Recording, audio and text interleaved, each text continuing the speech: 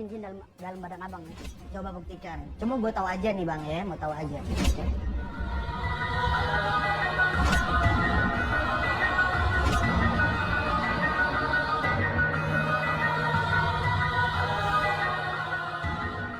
Merinding bang, gue sumpah deh, gue merinding. Tapi gue nggak percaya, lu buktikan lagi, gue nggak suka gitu loh. Tapi kenapa bulu gue berdiri ya bang?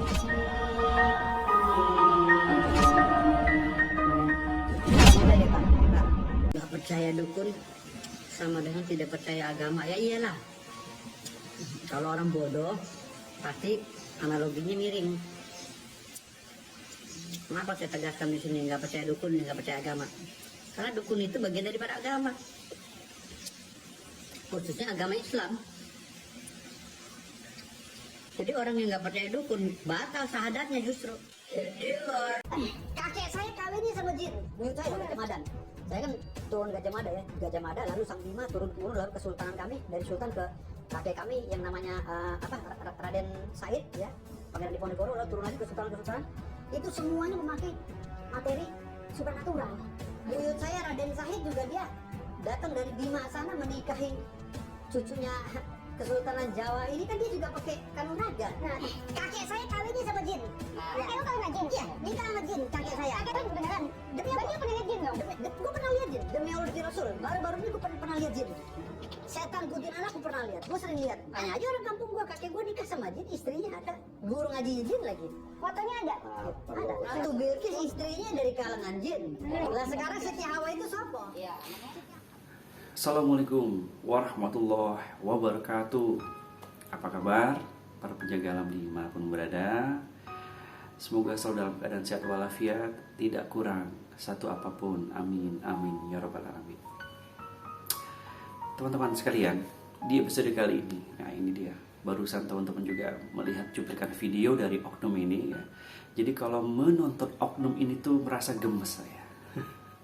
Nah, karena kegemesan itu akhirnya akan saya tuh berpikir oknum ini penuh dengan misteri, penuh dengan istilahnya banyak hal yang ingin kita saya pribadi ya ingin mengetahui, bukan karena ingin mengetahui siapakah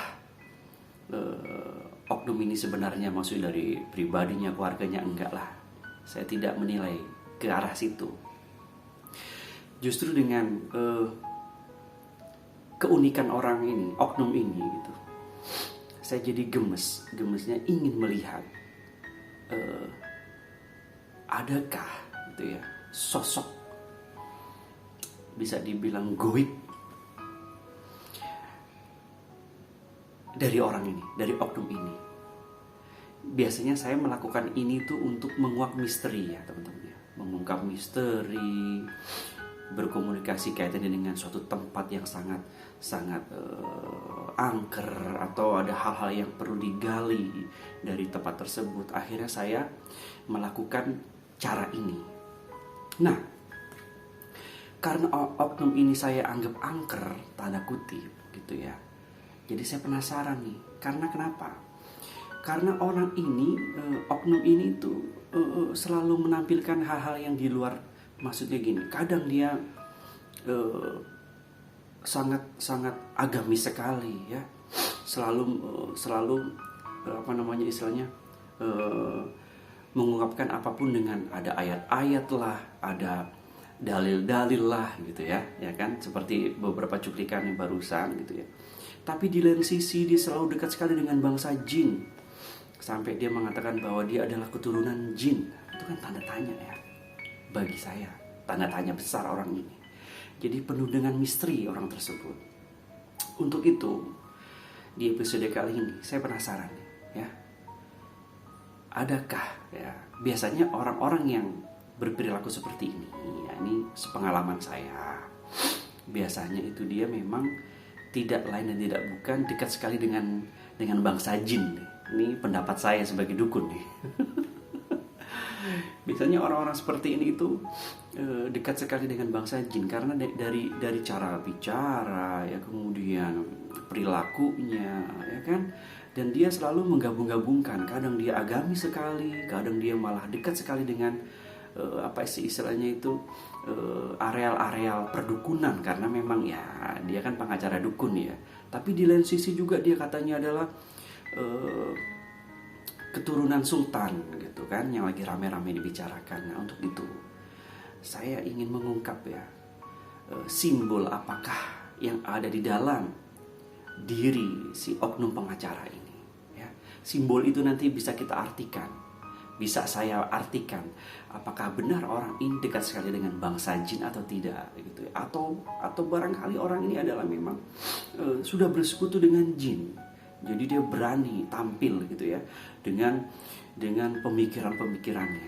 Nah, untuk itu biar nggak penasaran, saya menggunakan media kertas dengan bara api ya, dengan bara api. Di sini saya gunakan rokok ya teman-teman ya.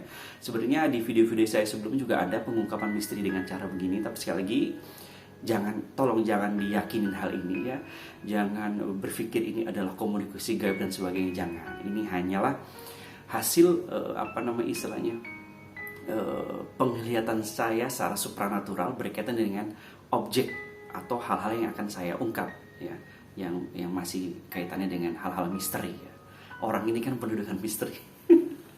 Ya, kita mau lihat simbol apa yang ada dalam diri si oknum pengacara ini ya. Kita saksikan. Ayo kita mulai ya. Saya di sini ada pakai kertas ini ya, HVS.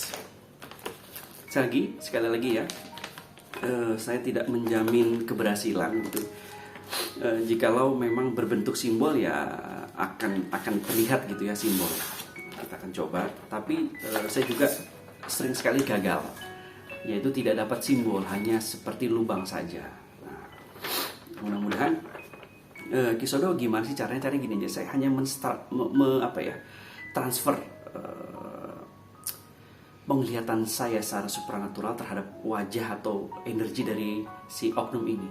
Nanti saya implementasikan kepada bara api yang nanti akan menyentuh kertas ini.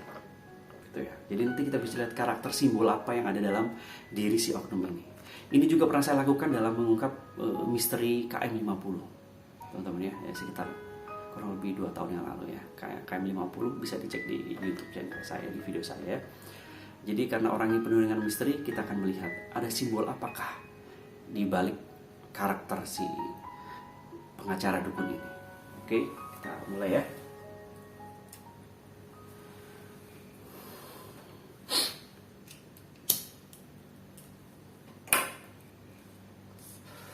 Apa ya?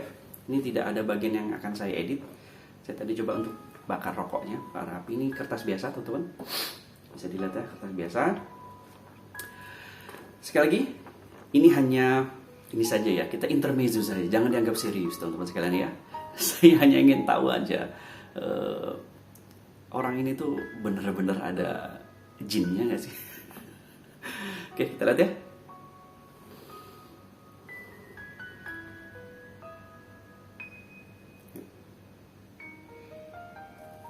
Kita mulai dari tengah ya. Kita akan coblos di sini. Oke. Ya, kita akan tunggu sampai simbol ini selesai atau bara api ini mati ya teman-teman ya. Nah, ini seperti ini. Ya, terus membakar kertasnya dan akan membentuk simbol. Tapi kalau hanya bulatan saja itu gagal ya, tidak berbentuk simbol. Ini hampir mau teman-teman. Ini hampir mau tapi tidak jadi, gagal ya. Percobaan kedua di kertas yang sama, kita coba. Sekali lagi.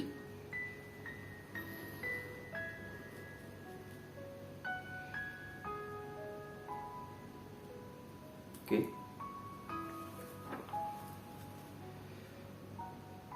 Kita lihat ya. Sampai bara apinya mati.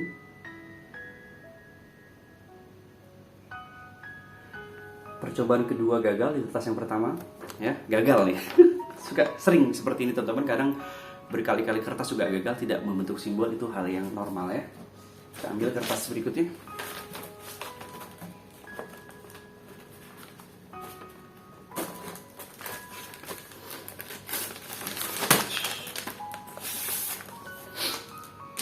Oke. Kertas kertas yang kedua. Semoga aja berhasil ya.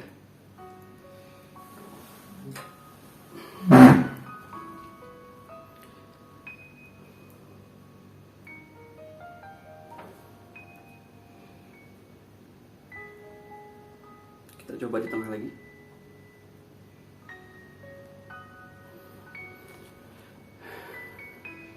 Ya. Ya, bara apinya terus jalan, bisa dilihat. Nah, ini percobaan ketiga ya, teman-teman, di kertas yang kedua. Nah, ini. Oke. Nah, ini yang dikatakan simbol ya. Oke, teman-teman. Ini seperti ini. Kalau tadi bulat seperti tadi itu gagal. Itu bukan ya. Sampai bara apinya mati, kita akan coba nanti artikan. Oke, ya, dia jalan terus. Dia jalan terus, teman-teman, bisa dilihat. Ya, alhamdulillah ya. Ini percobaan ketiga di kertas yang kedua. Nah, dia masih terus, bara apinya bisa dilihat. Nah, ini yang dibilang simbol ya, simbol. Nah, dia terus jalan, teman-teman, terus jalan, terus jalan. Iya, iya, oke. Terima kasih sudah memberikan simbol. Ya. Terus dia terus jalan. Oke, sudah selesai. Kita akan coba. Saya akan coba artikan ya. Ternyata susah-susah gampang. Saya coba untuk apa istilahnya mengulik energinya si oknum pengacara ini. Susah-susah gampang. Susahnya ya tadi kita sudah kertas yang pertama coba gagal. Dan itu percobaan 2 kali, dan ini kertas yang kedua, percobaan yang pertama ya, alhamdulillah diberikan simbol. Oke. Saya coba untuk mengartikan, tapi sekali lagi ini hanya apa istilahnya, pengertian simbol ini ya karena kesimpulan saya pribadi. Teman-teman juga boleh silakan menyimpulkan simbol apa ini ya. Baik.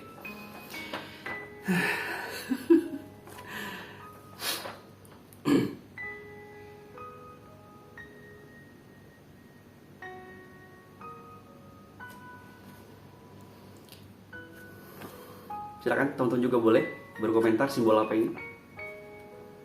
Ya. Oke, saya sudah dapat jawaban, teman-teman. Ini mohon maaf, saya juga bisa dibilang jangan percaya dengan apa yang saya ucapkan ini. Tapi saya menyimpulkan dari simbol ini. Ini adalah simbol tanduk. Simbol tanduk.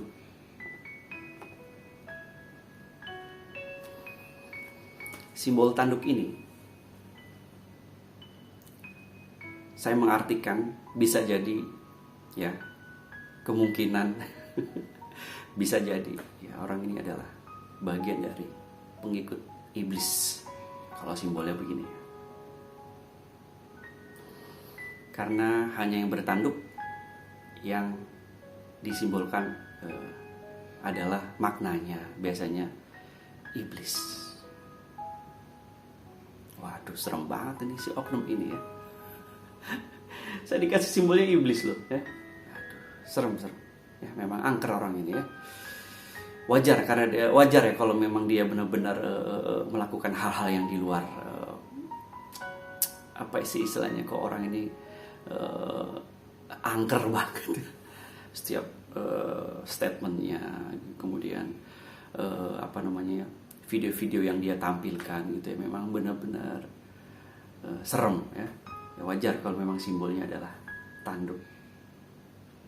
Nah, ini tanduk, simbol ini saya mengartikan simbol ini ya adalah biasanya mereka itu orang-orang yang memang sudah bersekutu dengan iblis ya, dengan jin ya. Karena iblis juga bangsa jin ya, teman-teman sekalian ya. Simbol tanduk, serem ya. Tapi sekali lagi, jangan percaya dengan apapun yang saya katakan ya. Ini hanya rasa penasaran saya mencoba untuk melihat ya karakter simbol oknum tersebut, teman-teman sekalian. Biasanya saya lakukan ini adalah sebenarnya untuk mengungkap misteri tempat-tempat, hal-hal kejadian yang berhubungan dengan misteri. Saya ungkap dengan menggunakan metode ini. Tapi karena orang ini juga angker menurut saya, jadi saya penasaran. Ya, inilah simbolnya. Tapi sekali lagi, silakan teman-teman boleh mengartikan kembali. Boleh, silakan ya. Anggap aja kasih masukan lah ya. Oke, serem ya, tanduk ya. Oke, itu saja mungkin episode kali ini. Mudah-mudahan kita terhindar dari orang-orang yang zalim dan kawal terus kasus pembodohan publik, pengobatan menggunakan trik sulap, harus ada yang bertanggung jawab.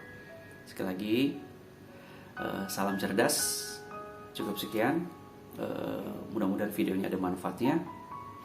Wassalamualaikum warahmatullahi wabarakatuh.